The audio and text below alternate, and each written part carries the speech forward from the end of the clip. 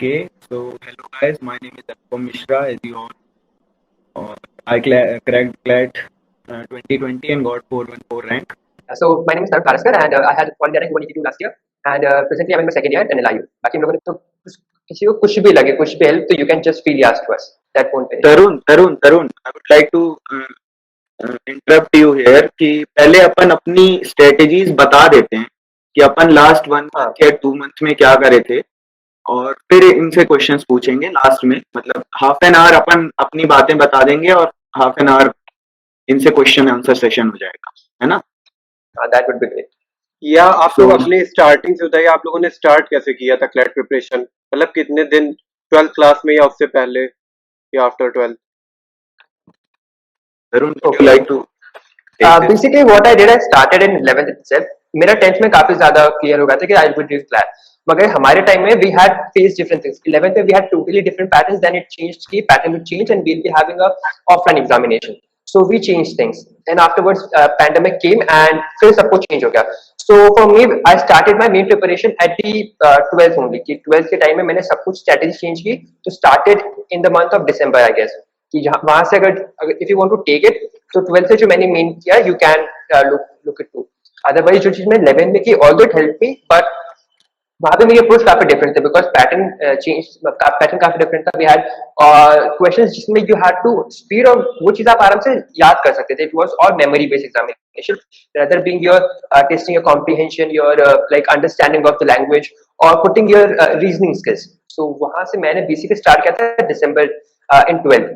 तो बेसिकली मैंने जो स्ट्रेटेजी रखी थी I had cover my syllabus like class 12 का सिलेबस मैंने साइमल्टेनियसली कवर अप करता रहा था मैं, जिससे मुझे लास्ट टाइम पे सब कुछ फाइल अप नहीं होगा. So I had plan everything from the very beginning. Like in 11th I set in the month of July and I planned everything like how it will go and I set like selected 12 months like selected at least मैंने पूरा बना के रखा था कि मेरा पूरा 12 महीने कैसे जाने वाला है नेक्स्ट 12 मंथ. और सेम चीज मैंने 12th में भी की थी. So that help. तो I started 11th itself. And अगर मेरी बात करें तो I am a batch of 16 and I completed my schooling from केंद्रीय विद्यालय रीवा केवी गांव में. So but due to some family issues I have to halt my preparation for some years and I started my CLAT preparation in 2018 itself. 2018 से 19 मैंने खुद से prepare करा था and got around 4K rank. हाँ, 4000 कुछ रैंक आई थी और मुझे कोई NLU नहीं मिला था.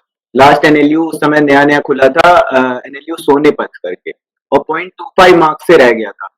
I went there and also I participated in counseling और वहाँ 20 बच्चे आए थे और 19 को मैंने पीछे कर दिया था. बस एक बच्चा आ गया था जिसके 122 मार्क्स थे और वो मेरे को बोलते यू आर आउट. एक सीट थी बस वैकेंसी वाली. देन आई डिसाइडेड कि अब तो भाई कुछ कर नहीं सकते, प्रिपरेशन हो गई तो अब ले लेते हैं एडमिशन ही. Then I came to Bhopal और वहां पे मैं एडमिशन लेने आया था but ended up in joining coaching, CLAT coaching, and I started my preparation again. और slowly, I was not a very topper और दैट काइंड ऑफ स्टूडेंट जो हमेशा टॉप 50 में रहता हो या फिर जिसके मॉक्स में हमेशा मार्क्स हाई आते हों. I was like a pretty average student but consistent. मतलब मैं जो करता था आई वाज लाइक कि मुझे रोज यही करना है.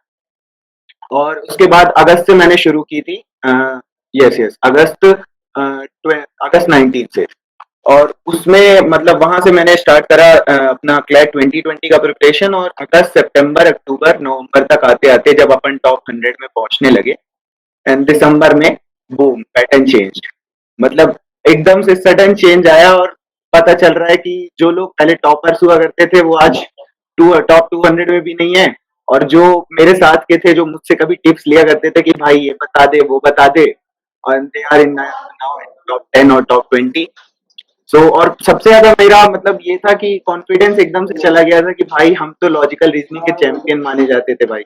हम sitting arrangement I used to be very quick in sitting arrangement and logical reasoning questions जो पुराने पैटर्न के थे. और मेरे ऐसे 38-39 मार्क्स आते थे out of 40 in old pattern. But जब न्यू पैटर्न आया आई वाज लाइक कि मेरे 25 to 30 मिनट्स भी जा रहे हैं, 25 क्वेश्चन भी अटेम्प्ट किए और मेरे मार्क्स आ रहे हैं अराउंड -4, सारे के सारे गलत भी. तो I was very disappointed by that. Then I started preparing again. मतलब मेरा ये था कि भाई अब सब कुछ शुरू से शुरू करना पड़ेगा।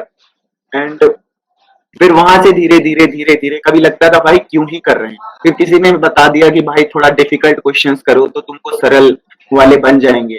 Then I started doing GMAT club forum questions, जो मैंने अपने इंटरव्यू में भी मेंशन करा है, जो मतलब बहुत हार्ड होते हैं। मतलब वो एक तो ग्रेजुएट लेवल के क्वेश्चंस हैं, तो अंडर ग्रेजुएट के एग्जाम के लिए तो ऑब्वियसली बहुत टफ होंगे। और अभी आप सब लोग 12th पास करके आए हो तो आप लोगों का भी उतना हाई लेवल नहीं रहता है। सो आई स्टार्टेड डूइंग इट, और मतलब घंटों लग जाते थे, जैसे 4 से 6 घंटे लग रहे हैं। And I use to only do some 15 to 20 questions, और मैं बस बैठा रहता था कि भाई कैसे भी हो मुझे करना है।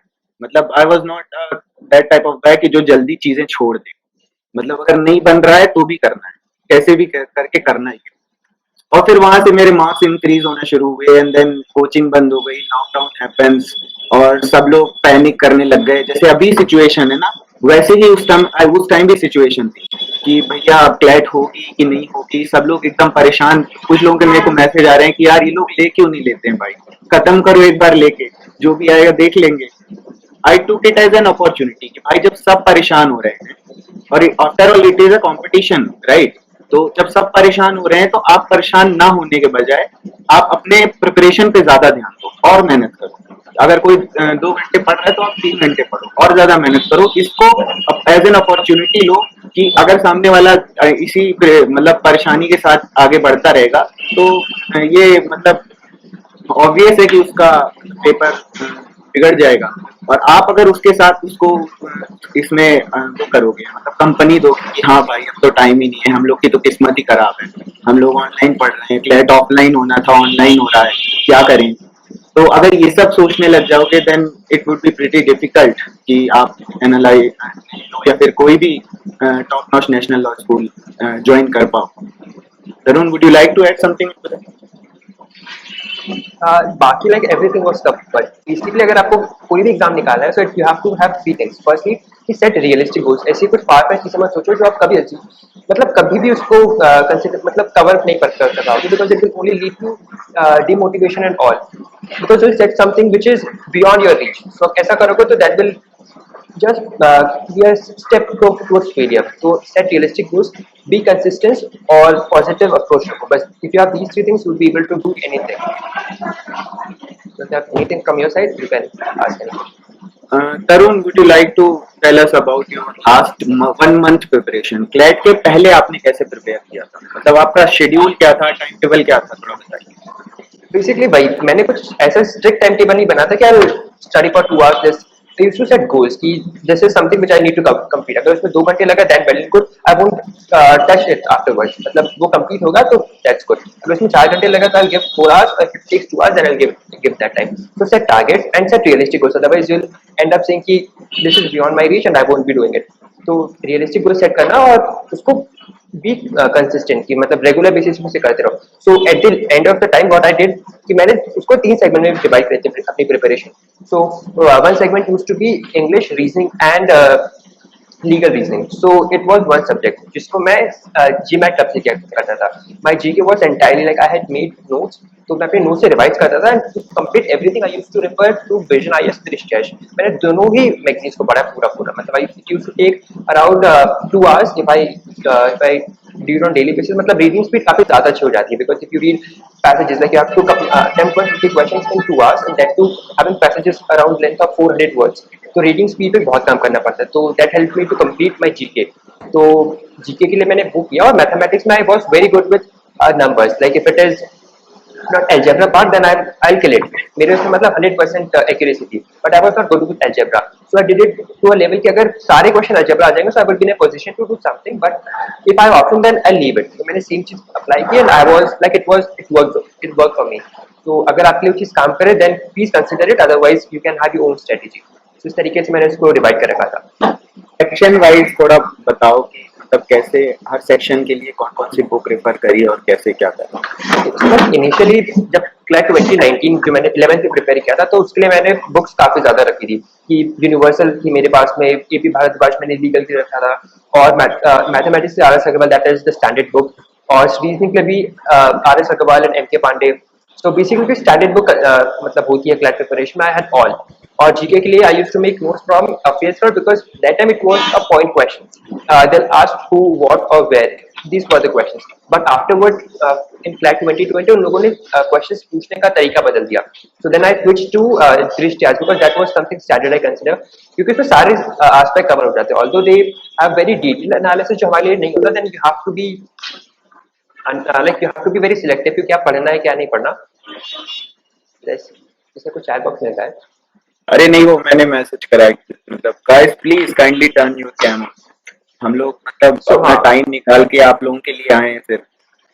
तरुण has a very hectic schedule. मैंने उससे रिक्वेस्ट करी थी कि आप आए, सबको अपनी स्ट्रेटेजीज बताएं. सो इस अपॉर्चुनिटी का जितना फायदा उठा सकते हैं आप लोग उठाइए. अपने मतलब जो भी आपके क्वेश्चंस आ रहे हैं उनको लिख करके रखिए, और जितना ज्यादा इसको इंटरैक्टिव बनाएंगे अपन, उतना ज्यादा आप लोगों के लिए हेल्पफुल रहेगा. Yes Tarun, kindly. Thank you very much. So I used to have like in this में मैंने अपने सारे सेक्शन को डिवाइड किया था. 2020 में मैंने जो जिस तरीके से किया था कि I basically 3 सेक्शन के लिए GMAT क्लब मेरा स्टैंडर्ड था कि I used to give around 3 hours daily to GMAT club. और उसमें for I used to critical read reasoning. for English reason because if you just change a little bit approach तो आप तीनों segment को cover कर पाओगे. So I changed a bit और फिर बाकी मैं मॉक दिया करता था, तो लीगल रीजनिंग और इंग्लिश काफी कवर हो जाया करता था उससे.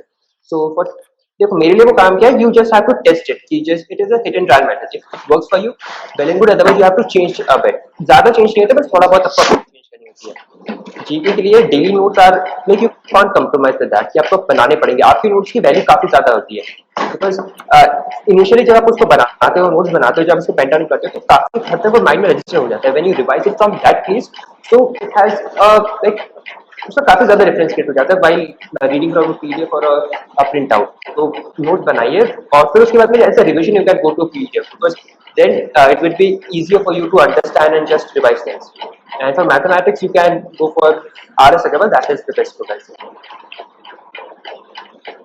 And what I used to do, अगर मेरा कोई पूछता है कि आप डिफरेंट सेक्शन के लिए क्या करते थे, so for current affair I used to read newspaper the Hindu daily. मतलब मेरा ये रहता था कि 1 से 1.5 घंटे तो इसको देने ही, क्योंकि भाई अपन को 2 चीजें अपनी सबसे अच्छी करनी है. एक तो पहली रीडिंग स्पीड और दूसरा कॉम्प्रिहेंशन, मतलब आप कितना जल्दी समझ सकते हो.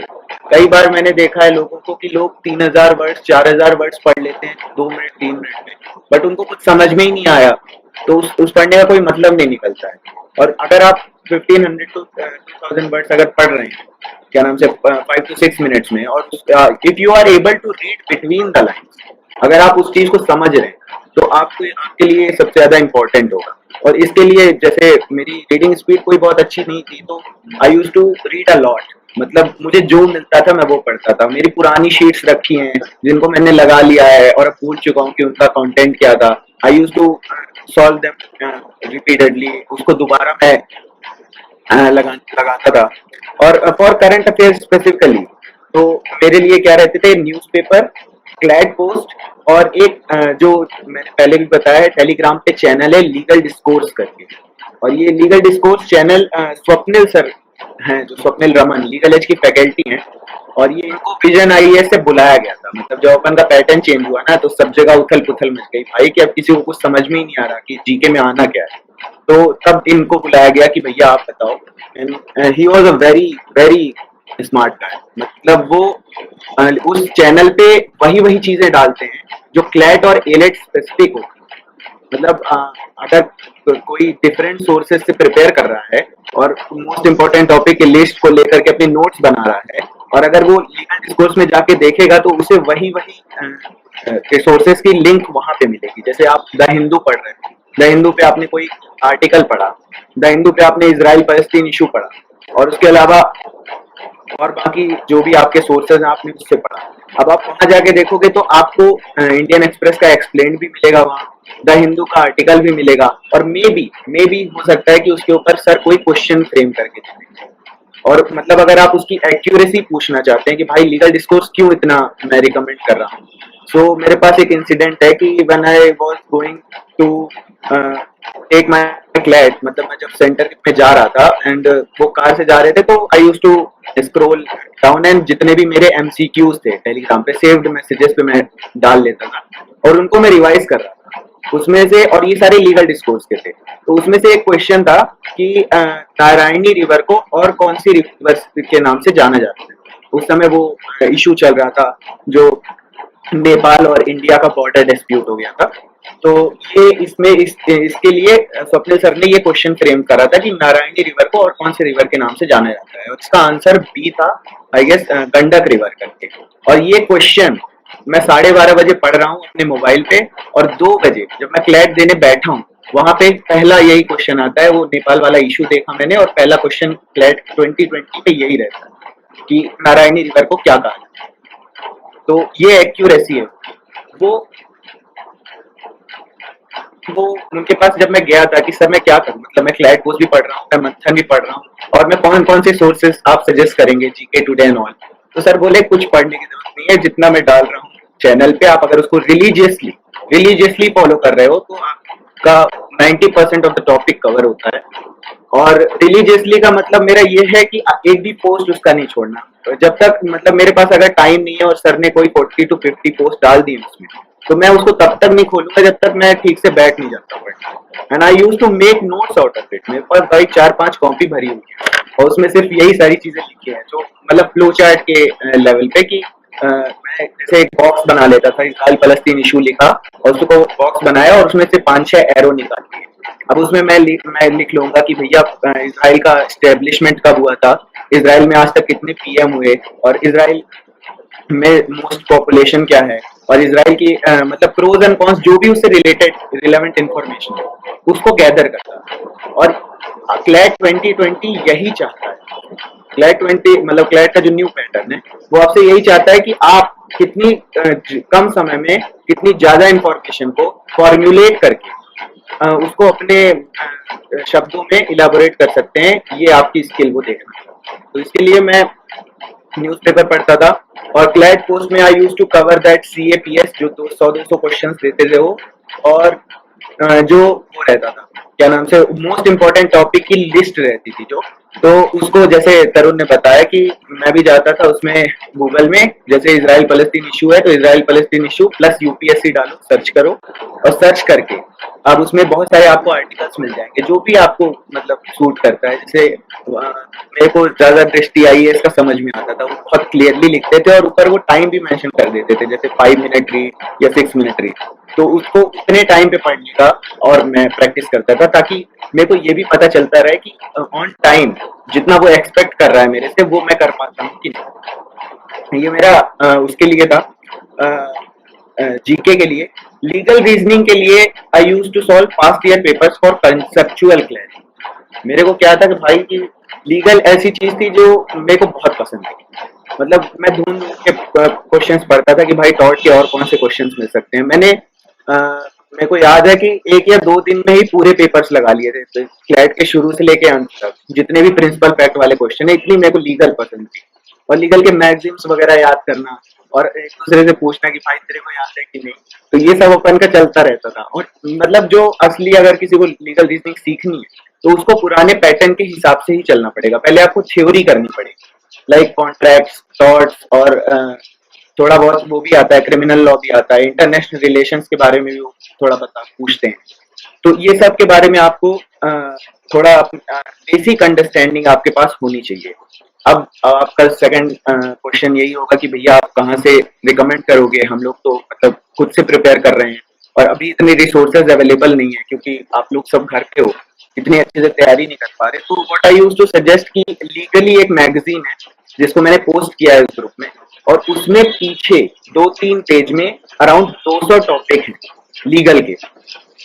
उन 200 टॉपिक को आपको क्या करना है कि 5 से 6 टॉपिक रोज आप रैंडमली गूगल करो और गूगल करके उसको पढ़ो। मतलब उसके बारे में बस just make your self familiar with this topic.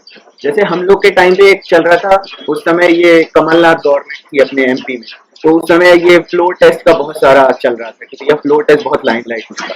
So what I used to do is कि फ्लो टेस्ट में कितने लोग की कैपेसिटी जरूरी रहती है कि भैया अगर इतने लोग क्रॉस वोटिंग कर देते हैं तो सीएम की जो गवर्नमेंट है वो गिर जाएगी। ये चीज मैं पढ़ता था और आज तक कहाँ कहाँ हुआ है, पहले हुआ है, बाद में होगा, मतलब जो भी मेरे उससे रिलेवेंट सिनारियोज थे उनको मैं कवर कर लेता था। Okay sorry, but the thing is कि अगर हम लोग बोलना स्टार्ट करते हैं तो वी डोंट, मतलब हम टाइम टेबल भूल जाते हैं। So this session is basically for them to ask questions. Generally we got in habit now. So बस इफ यू हैव अ मैं क्वेश्चन, लीगल आ गया हूँ, बस लॉजिकल और इंग्लिश मैथ का बता दूं, फिर इनके क्वेश्चंस लेना शुरू करते हैं।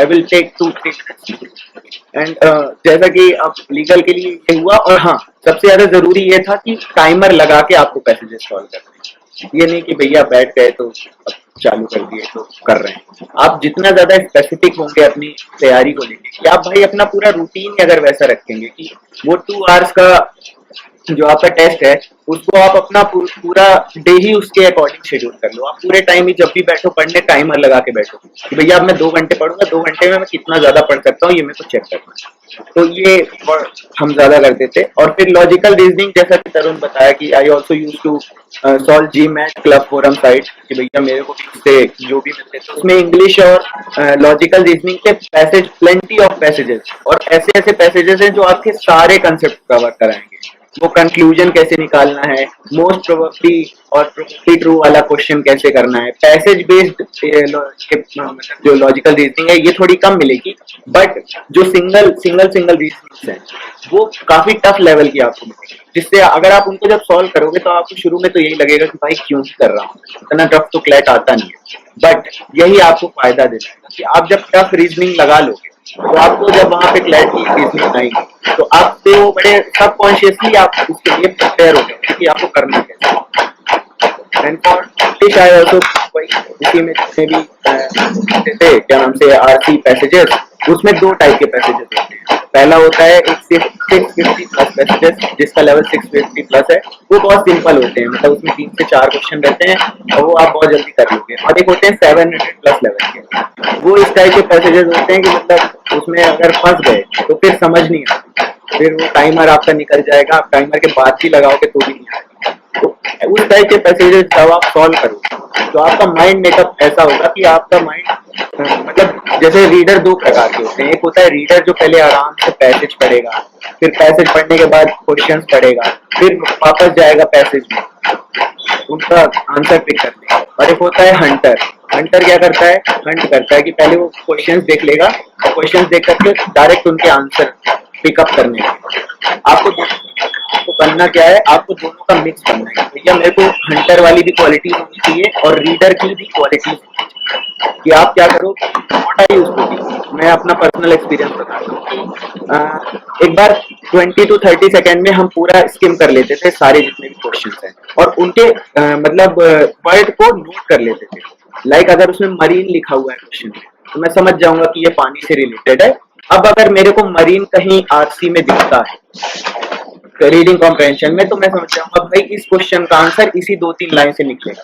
तो वहां पे मेरा माइंड अलर्ट हो जाएगा कि भैया यही मरीन यहाँ पे लिखा हुआ है, इस क्वेश्चन का आंसर इससे निकालो, आगे बढ़ो। तो ये ट्रिक मेरे लिए इंग्लिश में काफी काम आई थी। और मैथमेटिक्स के लिए मैंने बस यही किया था कि जितने नए टाइप के डीआईस आप लगा सकते हो, पहले तो आप अपना बेसिक थ्योरी कंप्लीट करो और उसके बाद जितने नए टाइप के डीआई लगा सकते हो, चाहे वो रडार ग्राफ हो, चाहे वो पिक्टोग्राफ हो, चाहे हिस्टोग्राम हो, चाहे बार ग्राफ हो, आप जितने टाइप्स के लगाओगे आपके पास उतनी स्किल आ जाएगी। और जब लास्ट में आप पेपर देने जाओगे उससे पहले आप एक बार देख लोगे कि इसको मैंने कैसे किया, तो वो कंसेप्ट आपका वैसे भी फीड हो जाएगा। एक बार अगर आपने वो क्वेश्चन लगाया हुआ है तो वो आपको बनेगा। So that's all from my side. Tarun, would you like to add something?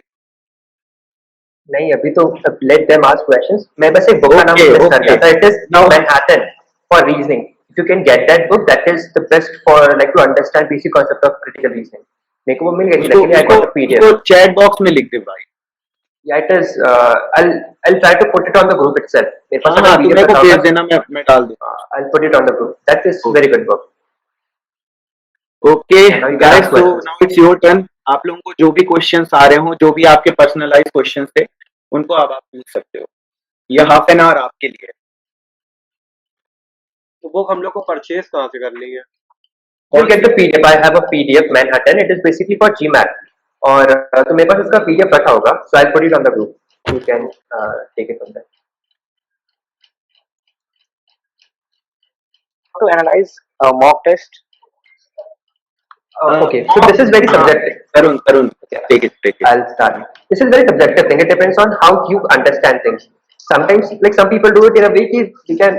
वो लोग कुछ लोग होते हैं कि if they have done something correctly and they understand it, so they do not need second time to like get a note of it. But some people, if they do it correctly subconsciously. तो वो लोग उसको भी note बनाते हैं, they do separately. But how I used to do it, if I have done something wrong once, I won't like I'll try 100% that I should not repeat it again. So basically, what I used to do is to set like अगर आप proper test analyse कर रहे हो तो do it in one setting. Like ऐसा नहीं करो कि आप एक सेक्शन करो then you just you are saying कि कुछ और कर लेते हैं फिर वापस आएंगे. Do it in a single setting. What I used to do, मैं basically start करता था जीके से कि जीके में if I have a particular question wrong, so उस segment को मैं वापस करता था पूरा particular subject. Because sometimes it happens you just by gut feeling you do something correct. So उस particular question को revise करो. Mathematically I used to do with a concept. कि बेसिकली वर्क एंड लिबर मतलब जो work के जो concept होते हैं तो उसमें एक पर्टिकुलर कॉन्सेप्ट होता है मतलब सब कॉन्सेप्ट आते रहते हैं तो यू कैन डू कॉन्सेप्ट तो उससे सारी चीजें क्लियर हो जाती है reasoning is a bit different you have to do in particular concept how you because reasoning में क्या होता है कि इट इज उसमें कोई स्टैंडर्ड चीज नहीं होती बेसिकली अगर जो ऑथर कर रहा है उसको उस टाइम में जिस तरीके से कॉन्सेप्ट आ रहा होता है ही पुट दैट वे तो reasoning you can't get 100% score every time so और legal reasoning and English all are correct मतलब सबके लिए मैं सेम स्ट्रेटेजी अप्लाई करता था कि 90% of the things that will work what was the concept behind it जिससे आंसर निकल आता बिकॉज इफ यू गेट मतलब उसका एक्सप्लेनेशन जरूर देखो if you have done it wrong तो इसको गलत क्यों किया so that was the way I used to do it मतलब इस तरीके से मैं एनालाइज करता था and it worked for me तो बहुत ही Any other question? Excuse me. Yes, Himanshu. Sir vocabulary पे कैसे कमांड बनाए क्योंकि कई बार ऐसे वर्ड्स आते हैं जो कभी सुने नहीं है और फिर उनकी वजह से वो क्वेश्चंस भी समझने में बहुत दिक्कत आती है और टाइम वेस्ट होता है सर एक बार वोकेबलरी पे आप बता देंगे आपने कैसे कमांड बनाई आप कैसे प्रैक्टिस करते थे Tarun, would you like to take this?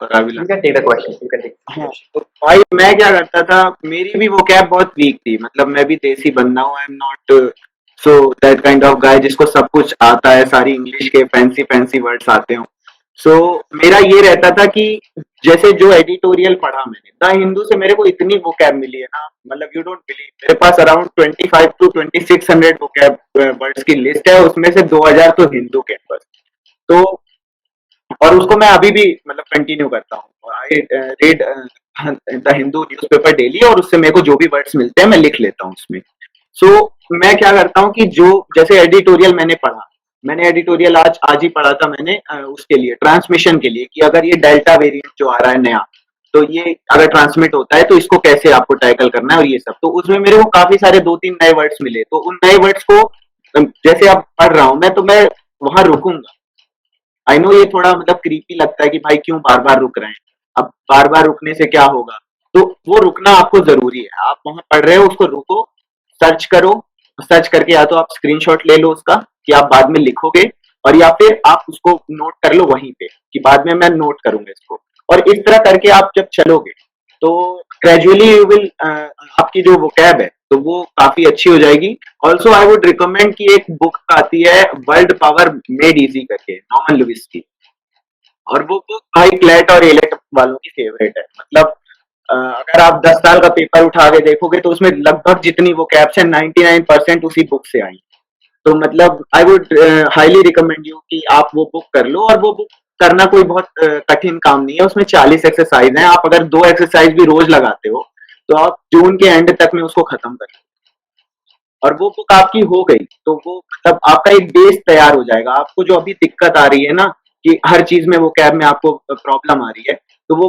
Cab की आपकी प्रॉब्लम चली जाएगी मतलब काफी हद तक सॉल्व हो जाएगी और सेकंड थिंग ऑल्सो कि मॉक में मेरे को जो भी नए वर्ड्स मिलते थे और जो भी नए क्वेश्चंस मिलते थे जो मेरे रॉन्ग वंस हैं तो what I used to do is कि जब मैं मॉक एनालाइज करता था तो मेरा एक ही फंडा रहता था कि अगर ये क्वेश्चन मेरे को यहाँ गलत हो गया तो ठीक है I used to laugh a lot कि हाँ भाई चल यहाँ गलत हो गया तू मिलेगा पेपर में बताऊंगा मैं तेरे को तो मेरा ये वाला वो रहता था कि अगर ये क्वेश्चन पेपर में आया तो आई will be the first one मेरे से तेज इसको कोई क्लिक नहीं कर सकता तो अगर मैंने कोई एक मॉक एनालाइज किया है तो मुझसे अगर कोई 6 महीने बाद भी उस मॉक का कुछ पूछेगा तो वो मेरे को 110% आना चाहिए।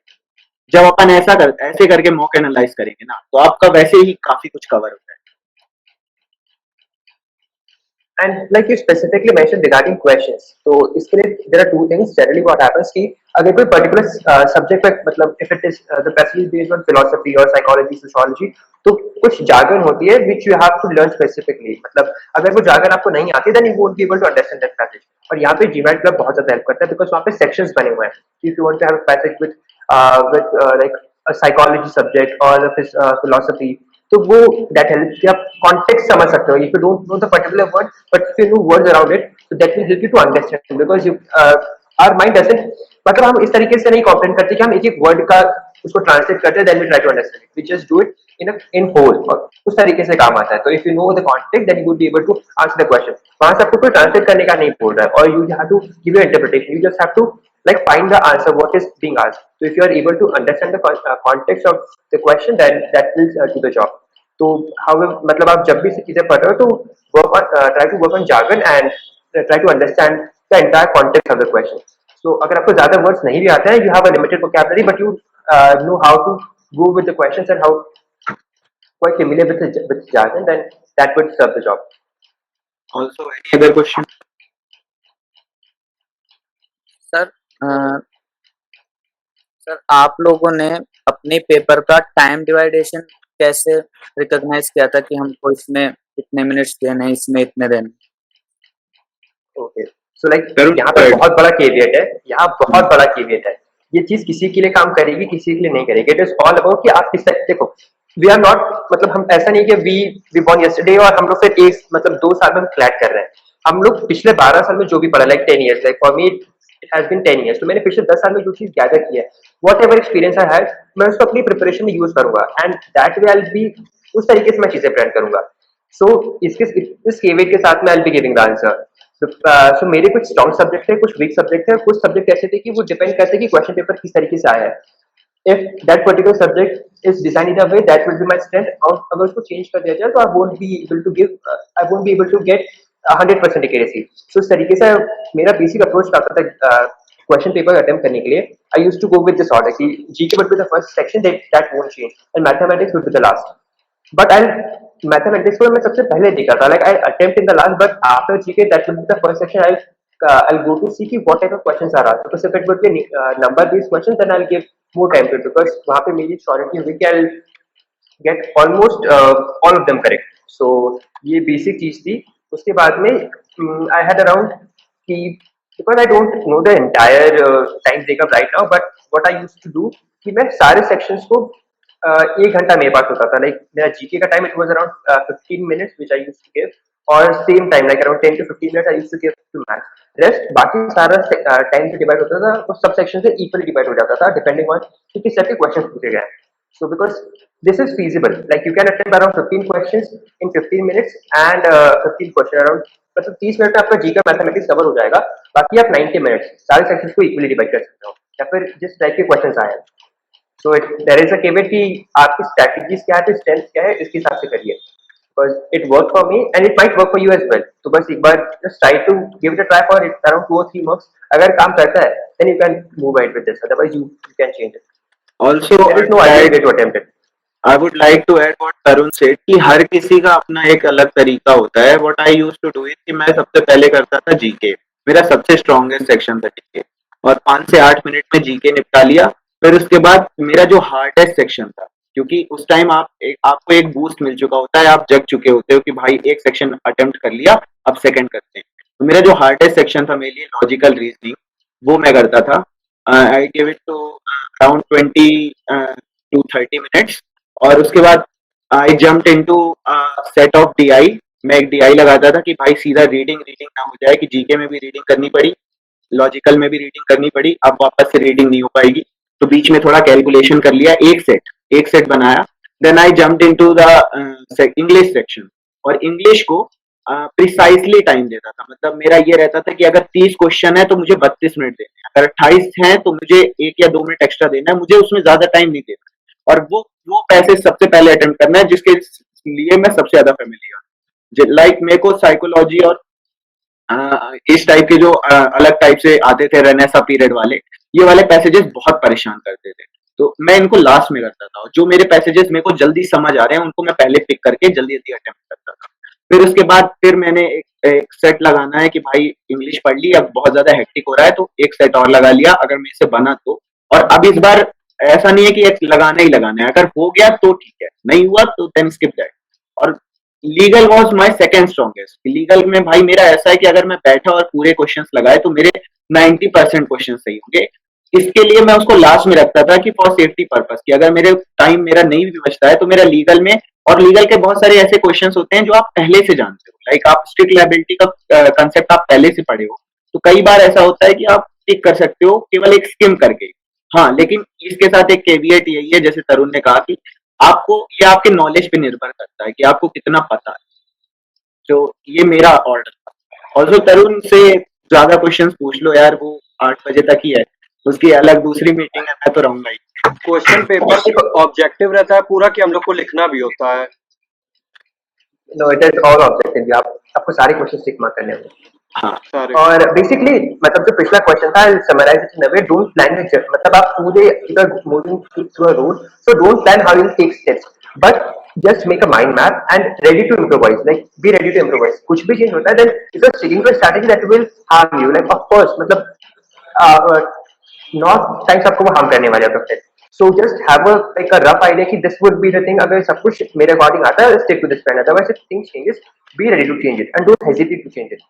Although मतलब अगर कुछ 6 बार चीजें जाती है then sometimes we get nervous कि okay this won't work, but don't take that fear like a strong ground on that day, because अगर आपका mindset थोड़े टाइम के लिए बेरा तो वो आपका पूरा दिन खराब हो जाएगा, मतलब you won't सही be बात। able to give 100% और सब कुछ खराब हो जाता है। I have seen people do to have been like वो extraordinary in mocks, मगर वहां जाते हैं ऐसा कुछ लगता है कि ओके एक पर्टिकुलर पैराग्राफ, मतलब एक